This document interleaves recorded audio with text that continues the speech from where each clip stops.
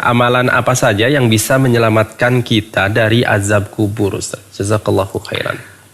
Iya, barakallahu fiik. Amalan apa yang bisa menyelamatkan kita dari azab kubur? Ya, yang pertama, seluruh amal soleh yang Allah perintahkan bisa menyelamatkan kita dari azab kubur. Ya, laksanakan semua perintah Allah, baik yang fardu termasuk yang sunnah.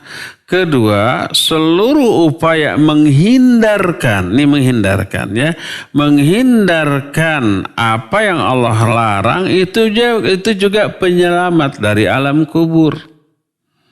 Jauhi semua larangan Allah, laksanakan semua perintahnya, insya Allah tidak hanya selamat di dunia, di alam kubur, sampai ke akhirat nanti. Itu intinya, ya.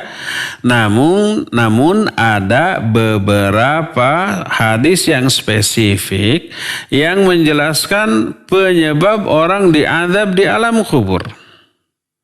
Contohnya pertama, umpamanya dia ini kalau kencing tidak cebok.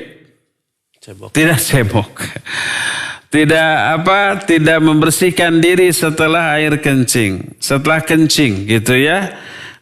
Umumnya orang-orang kalau kebelet di jalan WC umum ada, cuma bayar ya 2.000 ya.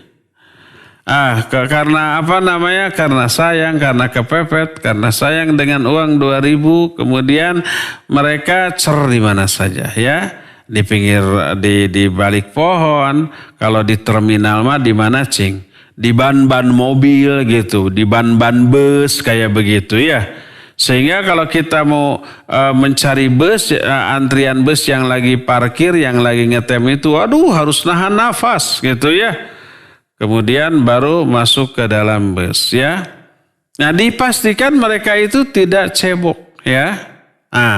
Suatu saat Nabi SAW melewati 2 kuburan. Beliau menyatakan bahwa innahuma la yu'adzaban. La yu'adzabana fil kabir. Bala innahuma fi kabir. Kata Nabi SAW, kedua penghuni kuburan sedang diazab. Mereka tidak diazab karena kesalahan yang mereka anggap besar. Padahal ya itu kesalahan besar. Yang pertama karena namimah. Tukang adu domba. Bukan ngadu domba dalam makna hakiki domba diadu-adu, tapi maksudnya mengadu-ngadu orang, ya. Menukil ucapan seorang ke orang lain dalam rangka merusak hubungan kedua orang. Itu namimah namanya. Dan yang kedua adalah orang yang tidak bersih-bersih setelah kencing. Itu penyebabnya, maka hindarkan. Kedua, Nabi SAW suatu saat pernah waktu Mi'raj melihat beberapa peristiwa yang mengerikan. Beliau melihat ada orang yang kukunya amat sangat panjang, kemudian mencakar-cakarkan kuku panjang itu ke wajahnya dan ke dadanya. Berlumuran darah. Sampai Nabi SAW mengeri melihatnya. Ketika ditanyakan kepada Jibril, beliau menjawab itu adalah orang-orang yang suka makan daging manusia. Artinya bukan dengan makna yang sebenarnya, kiasan. Ada yang suka menggibahi orang. Karena Allah dalam Al-Quran mengistilahkan gibah dengan memakan daging bangkai saudara yang sudah mati.